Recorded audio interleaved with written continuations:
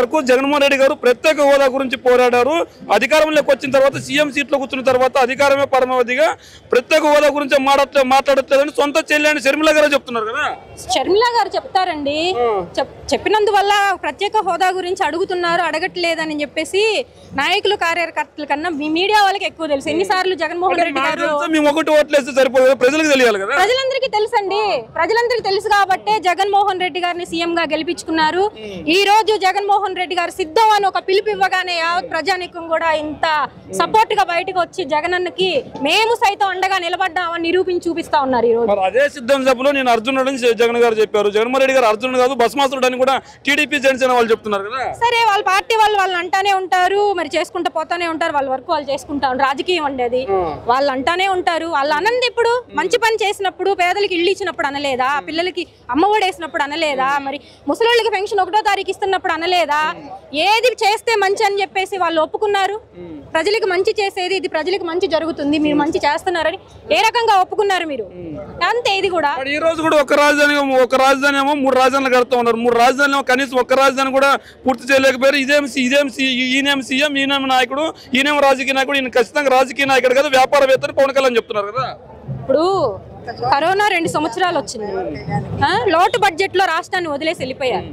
మరి అస్తవ్యస్తంగా ఉన్నటువంటి రాష్ట్రాన్ని చక్కదిద్దుకొని ప్రజలకి సంక్షేమ పథకాలు అందిస్తూ 1వ తారీఖుల్లా పెన్షన్ ఇస్తూ ప్రతి సంవత్సరం మరి విద్యా వ్యవస్థని కూడా మరి రూపురేఖలు మార్చేసి ఈరోజు కార్పొరేట్ స్థాయిలో విద్యా వ్యవస్థను తీసుకొచ్చి అమ్మ ఒళ్ళు వేసి ఈ రకంగా ఇంటింటికి ఈజీ ఆఫ్ గవర్నెన్స్ ద్వారా జగన్మోహన్ రెడ్డి గారు చేస్తున్నటువంటి గొప్ప పరిపాలన దేశంలో ఉన్న ఇతర రాష్ట్రాలందరూ మెచ్చుకుంటున్నారు.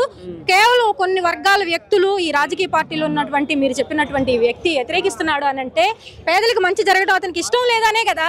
దాన్ని మనం అర్థం చేసుకోవాలి కదా. 2019లో జగన్మోహన్ రెడ్డి గారు సీఎం సీటు గెలవాలి, సీఎం సీటు జగన్ గారికి కావాలని చెప్పి షర్మిల గారు కష్టపడ్డాను.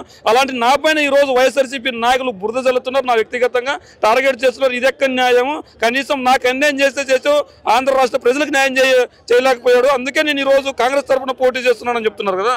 ఆంధ్ర రాష్ట్ర ప్రజలు జగనన్న న్యాయం చేశారు అని నమ్ముతున్నారు ఈ రోజుకి కూడా.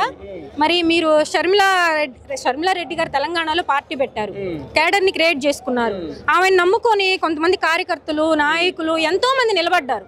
వాళ్ళందరినీ నిలువున ముంచేసి రావటం ఎంతవరకు సమంజసం? కేడర్ నిలువున వదిలేశారు. నేను పార్టీ పెట్టాను, నేను రాజశేఖర్ రెడ్డి బిడ్డనే అని చెప్పేసి మీరు నమ్మించారు.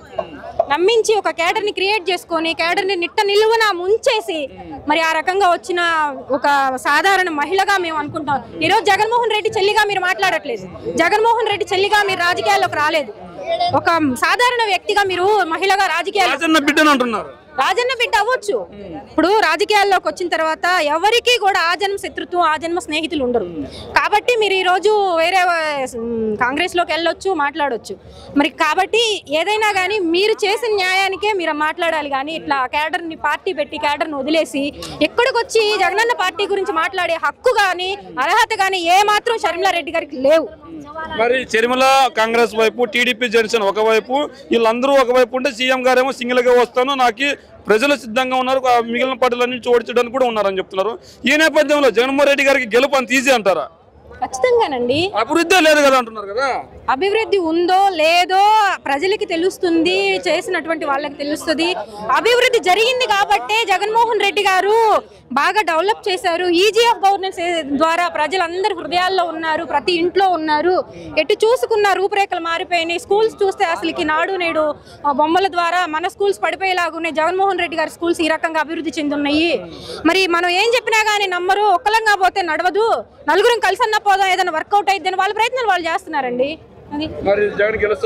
ఖచ్చితంగా గెలుస్తాడు. ఈ రోజు చిలుకలూరిపేట నియోజకవర్గంలో మల్లెల రాజేష్ నాయుడు అనేటువంటి సేవకుడిని మాకు అందించారు. ఎక్కడి నుంచే గెలిపించి పంపిస్తాం ఎమ్మెల్యేగా.